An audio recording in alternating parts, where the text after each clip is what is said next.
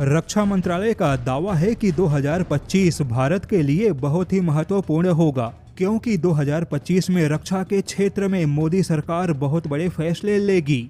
अब सवाल है कि आखिर 2025 में ऐसा क्या होगा। 2025 में डिफेंस के क्षेत्र में बड़े फैसले की संभावना क्यों है?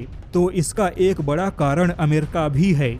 जैसा कि जो बाइडेन ने अमेरिका की सत्ता संभाली, तब उस समय कोविड महामारी का समय था। महामारी शांत हुई तो रूस और यूक्रेन युद्ध की शुरुआत हो गई। ऐसे में जो बाइडेन के 4 साल के शासनकाल का 2.5 साल तो यूक्रेन का युद्ध संभालने में चला गया, जिससे कि भारत और अमेरिका के बीच में कोई भी चौंकाने वाला रक्षा समझौता नहीं हुआ। लेकिन जनवरी में ट्रंप व्हाइट हाउस में होंगे, फरवरी में भारत का बजट पेश होगा। अगले 4 सालों के लिए अमेरिका की सत्ता ट्रंप के हाथों में होगी।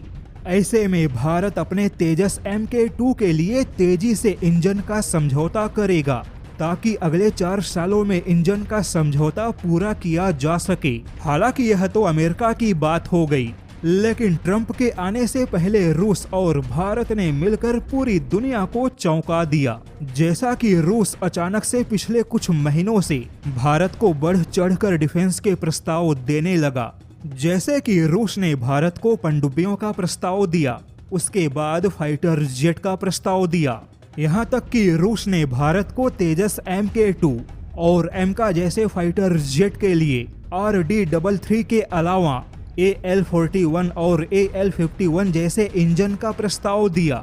हालांकि भारत यहाँ पे रूसी इंजन या रूसी फाइटर जेट खरीदे या ना खरीदे, लेकिन बढ़ चढ़कर रूस के प्रस्ताव देने से अमेरिका, ब्रिटेन और फ्रांस के ऊपर काफी दबाव बढ़ गया।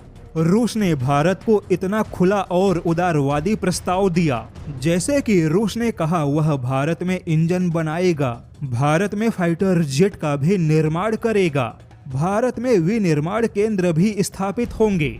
और जब रूस ने इस प्रकार का प्रस्ताव भारत को दिया, तो ऐसे में ब्रिटेन और फ्रांस के सामने भी भारत को खुलकर प्रस्ताव देने के सिवाय कोई विकल्प नहीं बचा।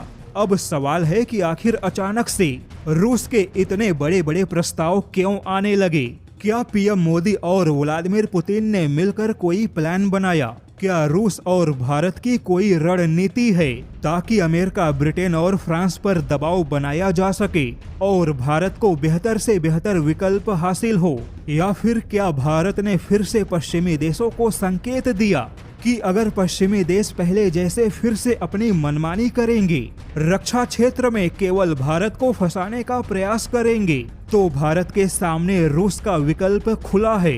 हालांकि अंदर की बात पता नहीं, लेकिन प्रस्ताव को लेकर भारत इस समय मजबूत स्थिति में है और भारत ऐसे मजबूत स्थिति का फायदा उठाने के लिए 2025 में कई सारे बड़े रक्षा समझौते करने की तैयारियां कर चुका है।